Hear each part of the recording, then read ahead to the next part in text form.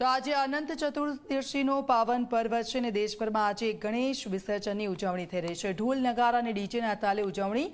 શ્રદ્ધાળુઓ ભારે હૈયે બપ્પાને વિદાય આપી રહ્યા છે।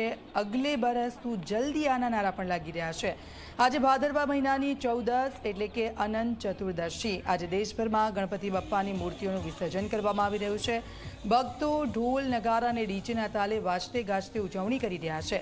ત્યારે ગુજરાતમાં પણ ગણેશ વિસર્જનની ધામધૂમથી ઉજવણી કરાઈ રહી છે। ભક્તો ભારે હૈયે બપ્પાને વિદાય આપી રહ્યા છે। સાથે જ અગલે બરસ તું જલ્દી આના નારા પણ લાગી રહ્યા છે।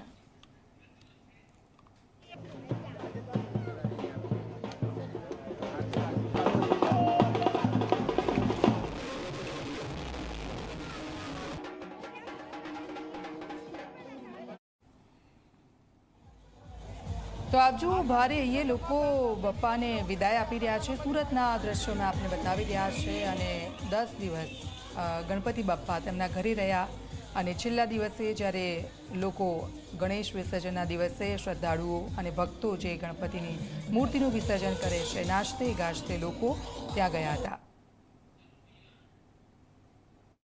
આજે આનંદ ચૌદસનો પર્વ છે ત્યારે સમગ્ર દેશમાં તેની ધામધૂમથી ઉજવણી કરવામાં આવી રહી છે।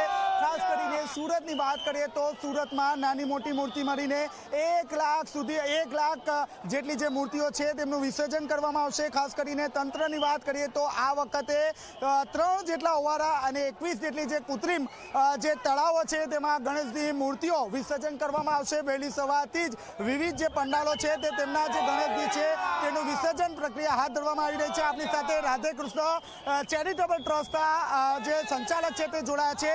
જી, દર વર્ષે કઈ રીતે વિસર્જન કરવામાં આવે છે?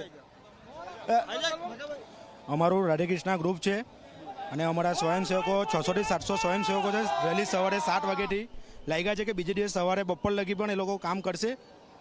અંદાજિત કેટલી મૂર્તિઓ વિસર્જન કરશો આપ? અંદાજે 10,000-15,000 જેટલી મૂર્તિ થશે। જી, 10 થી 15,000 મૂર્તિઓનું વિસર્જન કરવામાં આવશે। આપની સાથે અન્ય પણ જે સંચાલક છે તે જોડાયા છે। જી, હું આપને પૂછવા માંગીશ કઈ રીતે આખું આ ટ્રસ્ટ કામ કરે છે? આ એક ટ્રસ્ટ અમારું રાધેકૃષ્ણ ગ્રુપ હજીરા માટાફળિયાનું છે અને હજીરા ગામથી અમે આમાં તમામ સ્વયંસેવકો ખૂબ મહેનત કરીએ છીએ। દર વર્ષે અમારે ત્યાં સુરતથી બધે એમ ઘણી જગ્યાથી મૂર્તિઓ આવે, મોટી મૂર્તિ આવે ને બધા પોતાના સાથ સહકારથી વિના મૂલ્યે કામ અમે કરીએ છીએ। જે સેવાભાવીનું કહે ને તેમ ચાલે। જી, સેવાભાવી ટ્રસ્ટ સહિત લોકો જે છે તે લોકો દ્વારા અહીં ખાસ કરીને સેવા આપવામાં આવે છે। જે હું આપને પૂછવા માંગીશ કેટલી મૂર્તિઓ વિસર્જન થશે આજે? આજે લગભગ 15 થી 20,000 જેવી મૂર્તિ વિસર્જન કરવામાં આવશે, નાની મોટી બધી મિક્સ થઈને।